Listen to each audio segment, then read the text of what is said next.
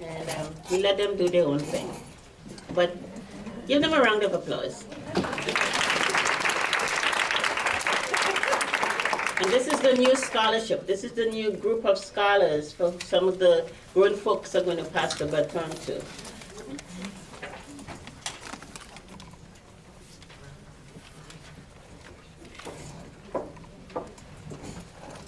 Hi, everyone. Good afternoon.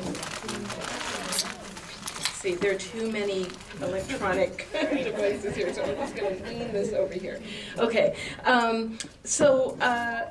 in the panel before lunch, we heard the discussion between John Bracey and Arlene Avakian discussing the work that they did as individuals and the scrappy work, I like that word scrappy, the hard work of coalition building that led to the formation and institutionalization of UMass's African American and Women's Studies departments.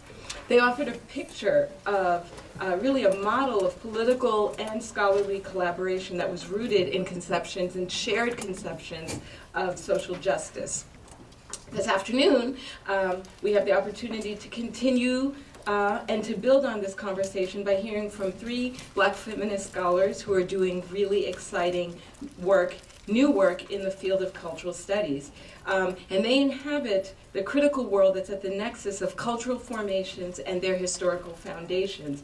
And they're investigating areas like music, song, dress, to theorize how meaning is produced by Black people.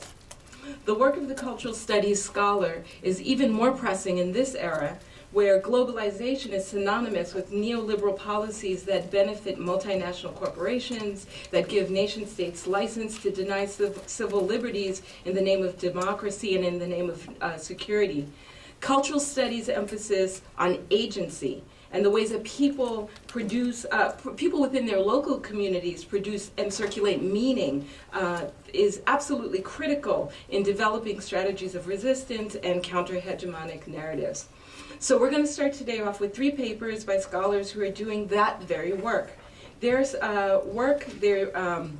scholarship is informed by Black feminist studies and African diaspora studies. And they're going to talk to us today about soul theory, conceptions of soul, soul music, soul style, and focusing on why this idea of soul still matters in the 21st century. I'm going to read or talk to you about who they are and their biographies, and they're quite accomplished, and there's a lot to say. And I'm going to actually ask you to bear with me and indulge me because their work is so far-reaching, and they're really doing a lot of, part of what the newness that they model is the way in which they bridge that sometimes seemingly huge divide between the quote-unquote ivory tower, maybe we should call it the ebony tower, right, and the real world. So I want to tell you a little bit about the very exciting work that they have done and continue to do. So first today we're going to hear from Tanisha Ford, who received her PhD in U.S. history in 2011. She was awarded the Du Bois Mandela Rodney Postdoctoral Fellowship at the University of Michigan before accepting a tenure-track position here at UMass in the Department of Women, Gender, and Sexuality Studies. Her research interests include Black women's history, African diaspora history, body politics and adornment, global youth cultures, and modern social movements. She's currently working on a book manuscript which is entitled Liberated Threads, Black Women and the Politics of Adornment. She also has many other publications, including on SNCC Women, Denim and the Politics of Dress, and also Violence at Desmond's Hip City, Gender and Soul Power in London, which is forthcoming, and a book called Transatlantic Black Freedom Movement. She has also worked on important public history projects, the Chicago History Museum's Inspiring Beauty, 50 Years of Ebony Fashion Fair, and a groundbreaking London-based oral history project called Do You Remember Olive Morris? Next, we'll hear from Salamisha Tillett, who is an associate professor of English at the University of Pennsylvania. I think I forgot to say that you're assistant professor here. Well, I guess I did say that, right? Here at UMass in Women, Gender, and Sexuality Studies. Okay, so Salamisha is associate professor of English at University of Pennsylvania. She received her PhD in the history of American civilization in 2007.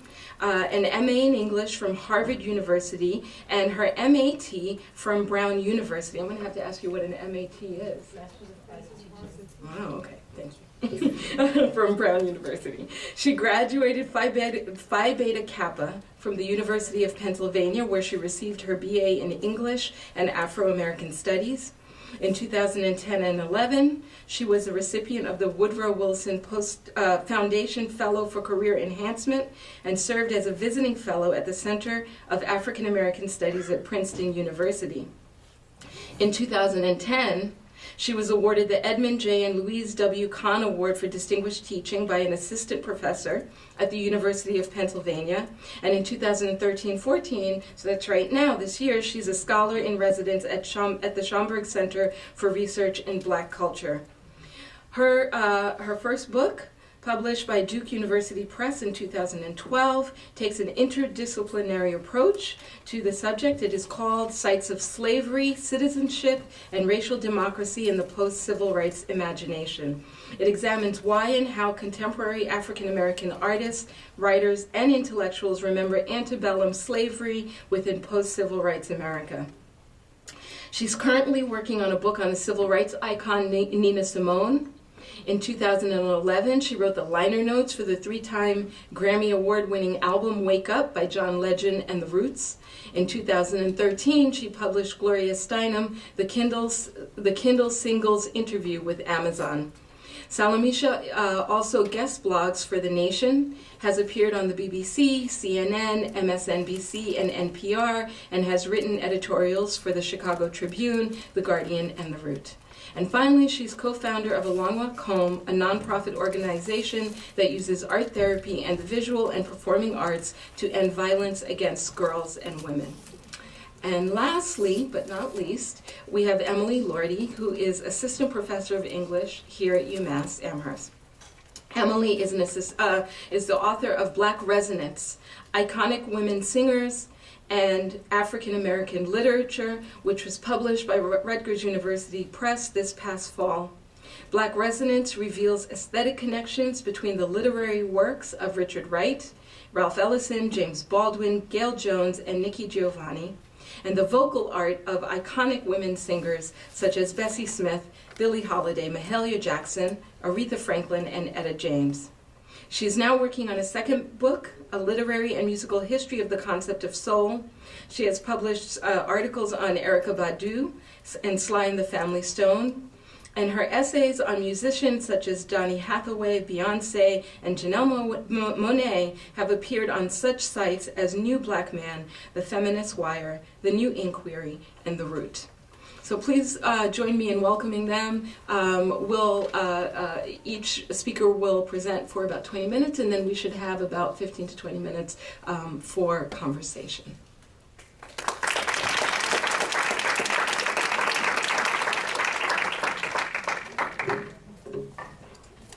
Thank you, Daphne, for that warm introduction. And I'm really honored to be a part of this dream team panel of fellow scholars who do work on cultural studies using a Black feminist lens. But it's actually been a dream team kind of day with all the people that we have on the panels today and all the brilliant people who are out in the audience. So I look forward to engaging with you all after all of our presentations. So I'm presenting a bit of my work today that stems from the book project that Daphne mentioned in my introduction, but also from the oral history project that I worked on in London that has the same name as my presentation today. Do you remember Olive Morris? How many people in the room know Olive Morris? Have heard of her? Okay. Not very many. So what I want to do is tell you a little bit about how I was introduced to Olive Morris and how uncovering aspects of her narrative have helped me in terms of understanding some of the dress and adornment politics related to 1970s era social movements. So what I want to do is move us from the United States across the Atlantic to London, where I first encountered Olive Morris when I was on fellowship at the University of London finishing up my dissertation. I got connected with an organization called the Remembering Olive Collective, or ROC, who was doing work on Olive Morris, who was a Jamaican-born activist who, like many of her peers, moved to England when she was a very young girl to join her family, who had come over as part of that Windrush generation that rebuilt London after World War II.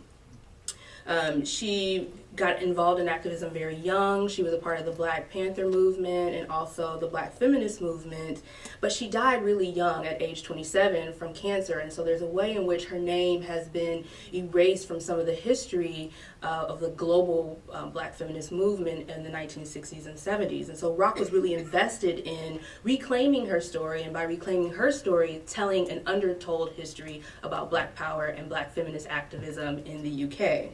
So I entered into the project after they had already started collecting numerous interviews with Olive's comrades from London, Brixton in particular. And I was able to work with them to transcribe a lot of those interviews and also to co-edit a volume titled, Do You Remember Olive Morris? And any of my students who are in the room know that almost every class I teach, Olive Morris is a part of it, because I feel like her name and her story is really important. And so while I was there for the 6 months I was on fellowship, I heard many stories about Olive and her bravery and her heroicism and the kind of grassroots work she was doing in the Brixton community. But one story that stuck out to me the most was the story that I heard about an encounter on November 15th, 1969, between Olive Morris, now listen here, Olive Morris, a Nigerian diplomat, the London police, and a Black-owned record store in Brixton. And so I thought, okay, so what's this about? Well, they went on to tell me that Olive saw this Nigerian diplomat, Clement Gonwalk, being harassed by the London police in front of this record store, and she immediately intervened. She acted alone to rescue the diplomat from the London police who were brutalizing this man. And so for me, because I'm a music head and a soul music head in particular, I was like, wow, okay, so we're in front of this Desmond's Hip City record store. Like, what would bring Olive and a Nigerian diplomat to this record store, right? So I wanted to understand more about the location that they were in, and also what would make this then 17-year-old young woman intervene in this altercation between the diplomat and the police. At that same time, Kimberly Springer, who is an incredible Black feminist scholar, she was working at King's College and she was involved in ROC at the time. She wrote this piece called Stepping into the Struggle, which really piqued my curiosity, because in that piece she suggested that Olive perhaps didn't act alone, that there were more people involved in this, kind of melee in front of Desmond's Hip City on that November afternoon, excuse me. So I really wanted to understand what was taking place here. So what I've done, because I'm a historian by training and am naturally curious about these types of cultural happenings, I started to piece together this narrative using the materials that ROC had collected. So ROC was invested in putting together Olive Morris's personal papers, which are now housed at the South Lambeth Archive in London. And so I used a lot of the papers from the items in the Olive Morris papers. I also collected my own oral interviews with members of the Black Panther movement in the UK, and I also drew from the oral interviews that were collected by ROC. And building upon Stuart Hall's work, the late Stuart Hall, who just recently passed, and his theories of Black culture in the UK, and as well as others who were part of that Birmingham School of Cultural Studies, and using a kind of transnational framework to understand Black power and civil rights histories, I was able to piece together this story and uncover this fascinating and historically significant story about the British Black Panther Youth League, of which Olive Morris was a part, and how they used spaces like Desmond's as sites of resistance in the UK, and how police brutality or campaigns against police brutality were central to the Black Panther Youth League. So what I want to do today is just walk you through this process that I went through of reclaiming Olive Morris's story and offering a more complex telling of this event in front of Desmond's Hip City in 1969. So my first step here was to piece together what I'm calling the Brixton soul geography. So this is a moment in which we can think of like the type of imagery and symbolism of the Black Panther Party in the United States and Black Power more broadly, where soul music is central, afros, dashikis, berets, black leather jackets. A lot of that same imagery had been transferred across the Atlantic, and Paul Gilroy describes this as the raw material that Black British youth were using and adapting to their own situation. And so I'm using this term soul geography to describe this terrain upon which Olive Morris and her peers traveled daily. One of the members of the Black Panther movement in the UK, Hurlington Armstrong, said that they were people of soul, right? That soul was their kind of way of thinking and being and thinking about themselves in the world. So Desmond's Hip City was really central. If you look here on the slide, you can see where the A is marked. This is where Desmond's was located at 55 Atlantic Road. And Atlantic Road was this long strip that ran into Railton Road, which was where a lot of the political organizations like the Black Panther House was located. So on this long strip, you have commercial areas around Atlantic Road where Desmond's was. You also have beauty shops, restaurants that serve things like curry goat. And so there's this vibrant commercial landscape around Atlantic Road, but then there's also this political piece that really runs on that same strip. And I was able to kind of place some of these older buildings and businesses that would have been there, like to recreate this scene that Olive Morris was experiencing as she walked from the Black Panther House at the end of Railton Road up to Desmond's Hip City on Atlantic Road, right? So for me, constructing this image of Brixton was really important because it helped me to understand the racial dynamics of this community. This is a very recent population that's now inhabiting Brixton. A lot of them never thought that they would stay in the UK. They were only coming for a short period of time to maybe help rebuild, to save up some money, and then go back to their various homes in parts of the British Caribbean.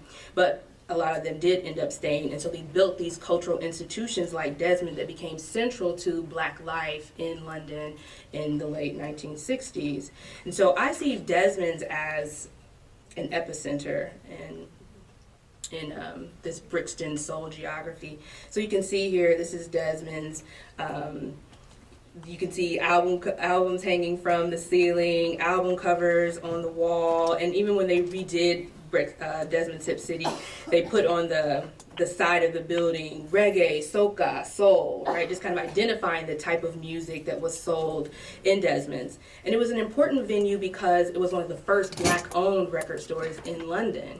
And it was a space where, unlike other Black record stores in London that were off of the main drag, this was a space that was on a main thoroughfare, so it meant that it was safe, or parents felt safe letting their young daughters go into the record store, where some of the other ones that are off on the kind of alleyways, they felt like those were designated as men's spaces and that young girls had no business being there, if you will.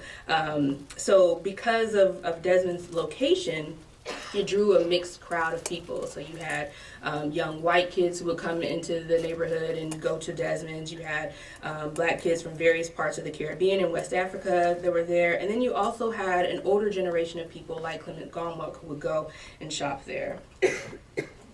So once I was able to situate Desmond's as central to this soul geography, I wanted to figure out who were Olive Morris's peers, because if she was not acting alone, who would she have been acting with?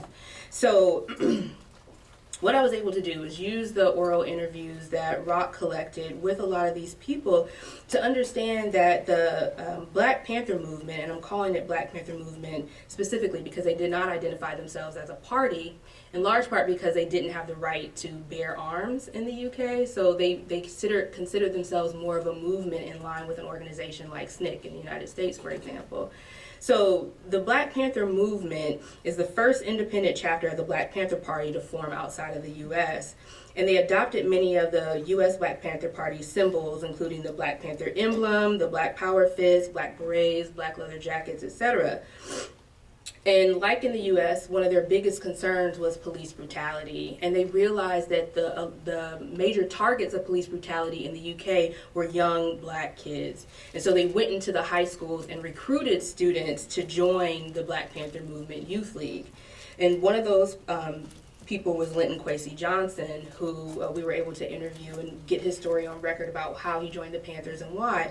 But along with Linton Kwesi Johnson, who's a more familiar name for us because of his dub poetry, were people like Liz Obey, Geneva DaCosta, Hurlington Armstrong, names that are largely unknown here. Now, it's unclear when Olive joined the Black Panther movement, if she joined before this violent encounter at Desmond Hip City or if she joined after, but it's clear that she was hanging around her peers who were involved in the movement around the time of the Desmond's Hip City event. So here it is, we have a relatively new population, an influx of people of African descent in white London, a place that sees itself as a white space, even though now they make so many claims to cosmopolitanism. We have a flourishing of black-owned businesses. We have a group of black youth who are becoming radically mobilized, and Olive Morris is a part of this group. And when you started having these kids who were going to school wearing their Black Power, T-shirts and, their regalia, the school said, no, we're not having it. You're not wearing these things. We consider it an affront to the culture we're trying to establish in our institutions. So a lot of the youth in the Black Panther Party, Black Panther movement were alienated, really. And so Desmond's became a place where they could hang out. And so every Saturday, these kids would hang out in Desmond's, and that would become the place where they would pregame, right? So before the party later on that night, they would meet up at Desmond's and hang out. And so while Olive is on the day where Clement Gomwalt comes to get some records at Desmond's with his family, while Olive is considered like the sole actor who rescued him, she says, I was able to track down her own account of this. She says, I wasn't even there when it happened, right? That when I came, he had already been hauled off, in the paddy wagon. I just saw my friends who were standing outside and asked them what was happening, what had happened.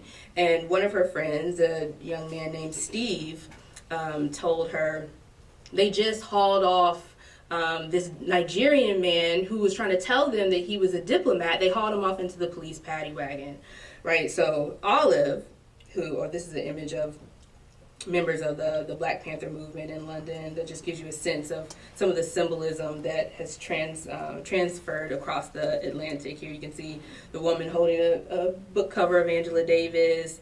The gentleman's wearing a Malcolm X t-shirt. There's images of Huey Newton and Bobby Seale on the wall. But here's a picture of Olive Morris. And so Olive, who hears that they hauled the man off in the police paddy wagon, like, what's going on? She doesn't hesitate to kind of jump in and say, try to get a sense of what's going on. Why would they haul this man off? So this is an image of her around the time of this protest. You can see her here. She's gender nonconforming in terms of her dress. She was known for her gender nonconforming style. She's holding this sign that says "Black Sufferer Fight Police Pig Brutality," right? So Olive is very outspoken, even at a very young age, against police brutality. And so when she sees that her comrades are now the target of the police who are tearing into the crowd, trying to get people to disperse after they've hauled off the Nigerian diplomat, she turns around and finds that her friend Steve has been dragged into Desmond's by the police, and they break his arm in the process, apparently. She then gets involved in the melee. And then she and 5 of her other Panther colleagues are arrested and hauled off into a police paddy wagon. And I think that this is an important part of the story that doesn't get told, because in this way in which we heroicize Olive and her sole action, we miss the part of collective activism on the part of these young kids who are responding to the police brutality in the neighborhoods that they are establishing to create their own sense of cultural identity, political identity, social identity. In this type of space, we also overlook what she personally experienced, in large part because of the fact that she can be read as queer because of her gender nonconforming presence. So this is a part of the story I really want to spend my last few minutes talking about.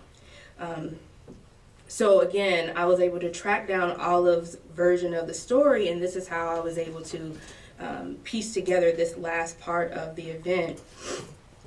So after she says that she saw her friend Steve being taken away, she says that a police officer then grabbed a hold of my neck and said, "You can shut up for a start." Then another two grabbed my legs and shoved me headfirst into the van.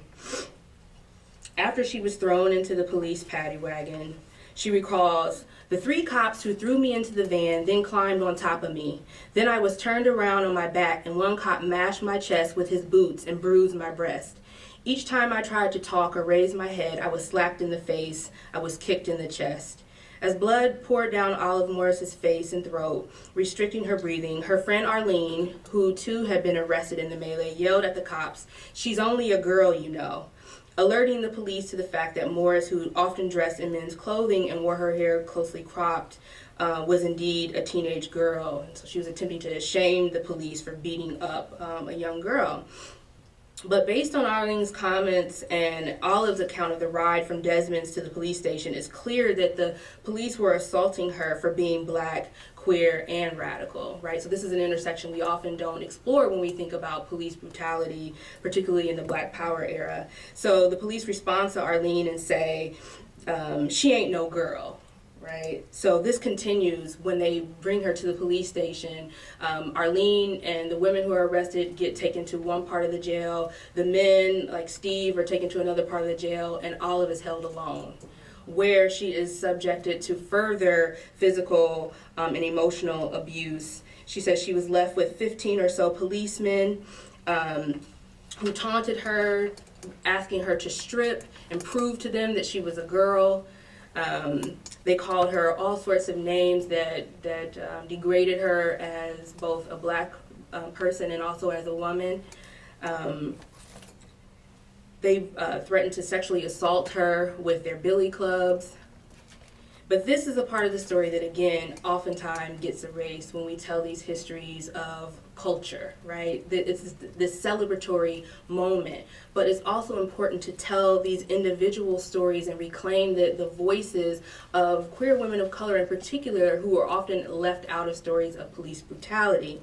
And so my goal with this project has been to situate Olive within this larger history of soul power in London, but also as a way to reclaim the voice of queer women of color.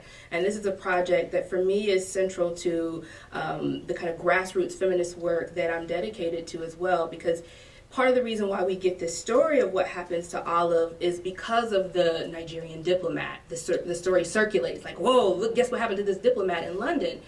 So had it not been for the diplomat, though, this would have been a story that went untold, perhaps. And without the grassroots feminist work of the Remembering Olive Collective, this would have been a story that remained untold. And for me, that is something that just cannot stand. And so I see my work as a scholar being that of, yes, reclaiming this kind of cultural history of Black expressive forms like that was expressed by the Black Panther Youth League in the UK, but also of doing this work of naming and claiming violence against Black women.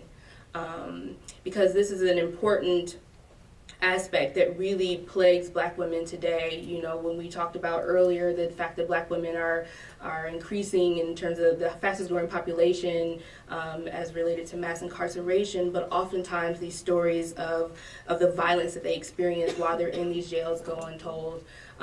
And so I'm going to stop here, but what my point here has been that I just wanted to put on the table how culture, violence, gender nonconformity, body politics, all these things intersected in the 1970s to tell an important part of this history that we need to recognize, that needs to be told in addition to all the celebratory stories of how the Afro was used to unite us. Thank you.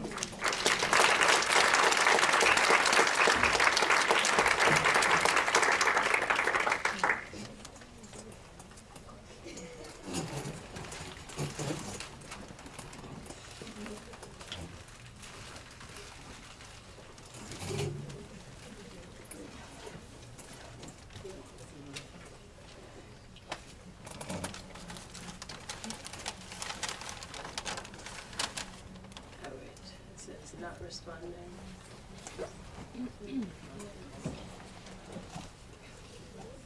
We're like so confused with the PC right now. Right.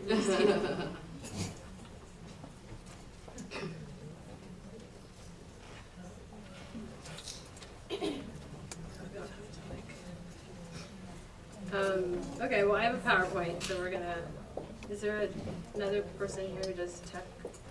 Oh yes, here we go, or tech-ish. Well, my only concern is that. Don't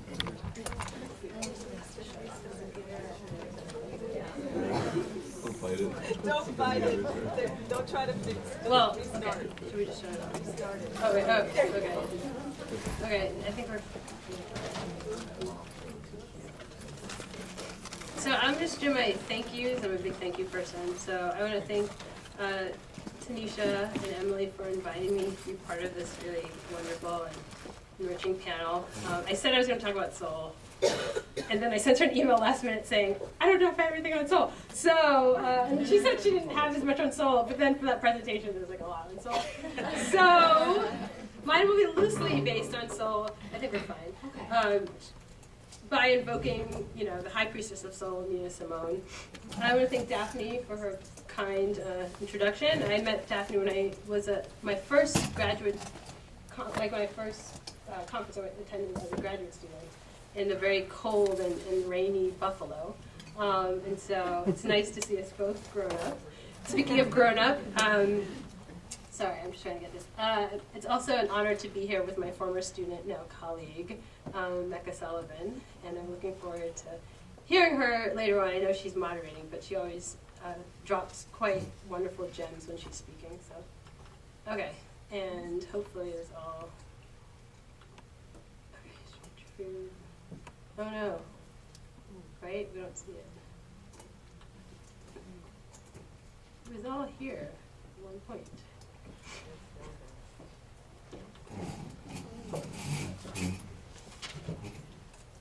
So weird. Oh. Okay. Yeah. No, I have all these things right here. So it's. That's so weird. See it? I hate like you all having to see me do this. No, I know it doesn't matter, but I don't even see it. What happened? Search. I don't even see like the thumb drive.